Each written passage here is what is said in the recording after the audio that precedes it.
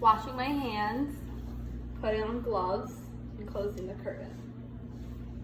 Hi, I'm Jamie. I'm going to be your nurse today. Can you please state your name and date of birth? Kristen Webb, 4/11/96. Great. And Kristen, do you have any past medical history? No. Okay, any surgical history? No. Are you taking any medications? No. And do you have any allergies? No allergies. Okay, and Kristen, can you squeeze my hand? Okay, so my patient is awake, alert, and oriented, and I'm going to give her 15 on the Glasgow Coma scale. So right now the first thing I'm going to be doing is assessing her respiratory. So the first thing I'm going to be doing is looking at her pattern of breathing, whether it's labored or unlabored, and if she uses her accessory muscles. So I'm going to do it right now. Great, so she's having between 12 and 20 respirations a minute, which is normal. The second thing I'm going to do right now is I'm just going to look at the color of her skin, and I'm going to do her O2 saturation. So I'm putting the pulse ox on, and she is at 98, so that is perfect. And I'm going to look at your fingers to make sure there's no clubbing, because that would be abnormal. Okay, great. So she does not have any signs of hypoxia or cirrhosis. And then I'm going to look at her posterior and transverse diameter. So that is a 1:2 ratio, which is normal. Because the next thing I'm going to look right now is at your head and neck. So the first thing I'm going to do is look at your pupils. So I'm going to be shining this light in your eye. So just be aware. Okay. Great. Okay, so your pupils were constricting and converging, which is normal, and it is a great response. And now I'm going to be also looking at your sclera and conjunctiva. Okay, great.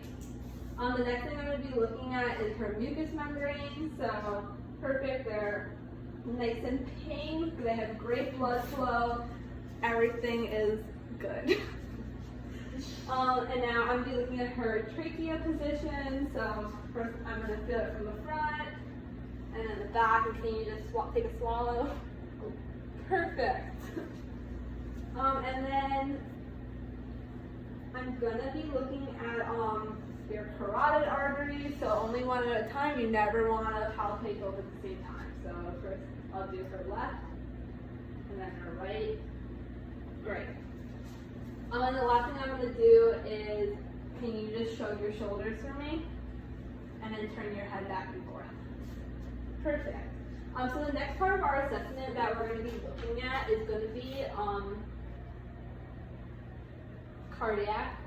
So I'm going to be looking at the 4 different parts of her heart. We are going to do the aortic valve, the pulmonic valve, the mitral, and tricuspid valve. So the first thing I'm going to do is, can you please uncross your legs so we're listening to your heart. I'm going to take my stethoscope, and I'm going to be using the diaphragm of the stethoscope first to listen to the different heart sounds.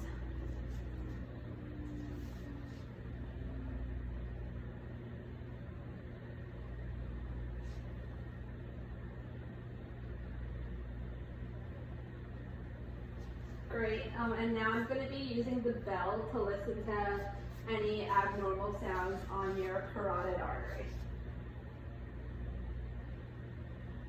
Perfect. Okay, Kristen, so the next thing I'm going to be doing today is your abdominal assessment. So the first thing I'm going to be doing is inspecting it for the shape, size, and the contour. Everything is great.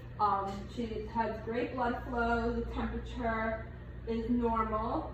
No scars, bruising, so it shows that there's no signs of neglect or anything like that. And this all changes based off of ethnicity.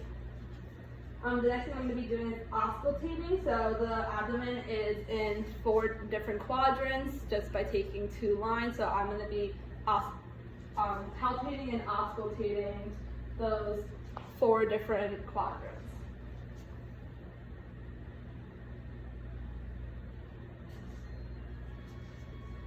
Perfect. And I am normally going to do that for a minute per quadrant. And now I'm going to be listening to each quadrant.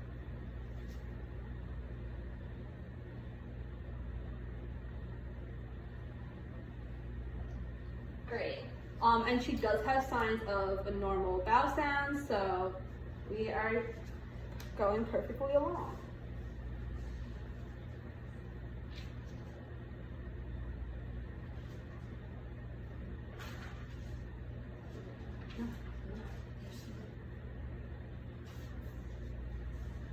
So now the next part of this is I'm going to be looking at your upper and lower extremities. So we're going to start with your upper extremities first.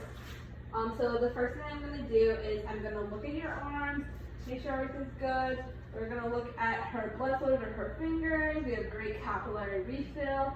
And the first thing I want you to do is, can you show your shoulders again for me? Mm-hmm. Perfect. So I'm going to inspect your shoulders, your thoracic. All good. And then I'm going to palpate right now your posterior neck and spinal and vertebrae just to make sure that everything is normal. So, and I'm going to be doing this by going a zigzag motion behind her back.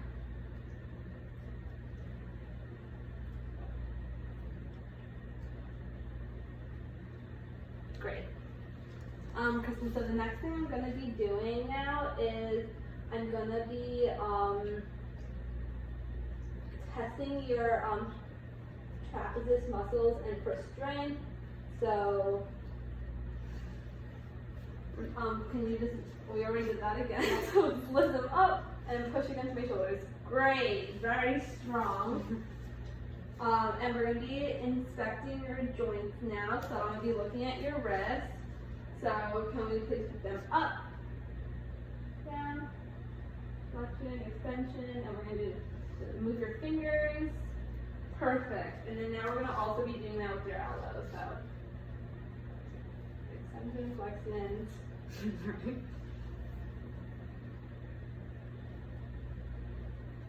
Perfect. So the next thing that we're going to be looking at now is your lower extremities. It's going to be very similar to the upper, but just for the lower. So looking at her capillary refill of her toes. Wonderful. And I'm going to palpate her hip to make sure there's nothing abnormal. Great. And I'm going to have you stand up. And can you move side to side? So I'm looking also right now at her range of motion. You can sit back down. And then the next thing that we're going to be doing is I'm going to palpate her knees for tenderness and edema, which edema would not be normal.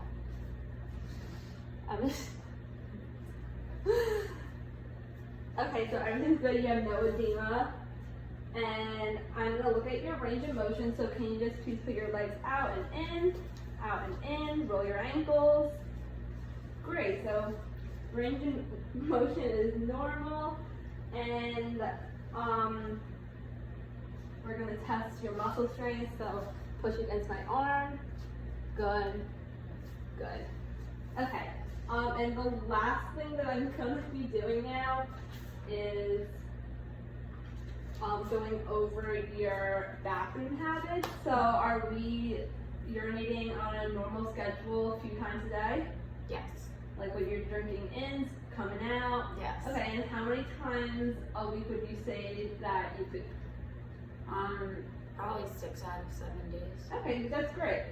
And so Kristen, the last thing I want to talk to you about today is the importance of watching for your skin, because here in Miami the sun is very strong. The UV index can be very dangerous. So on a day-to-day basis, I want you to always be wearing sunscreen, full face, neck, shoulders if you're not wearing a t-shirt. And one way I want you to be doing this is by looking at all your moles and birthmarks. I saw you had a lot of moles on your back. So we want to always be looking at those. Make sure that they're always the same size. They're not looking weird. I think it's A, B, C, D, E, F. Yeah. So you want them to be asymmetric. You want to make sure the border stays within itself. Always look at the color. If there's any color changes, then that's abnormal. The diameter, so less than 6 millimeters. Elevation, so obviously if something starts protruding, you want to get that checked out. And last but not least, if it's funny looking, obviously call your doctor and come on in. Okay. Is there anything else I can help you with today? No, that's it. Thank you. Okay, thank you.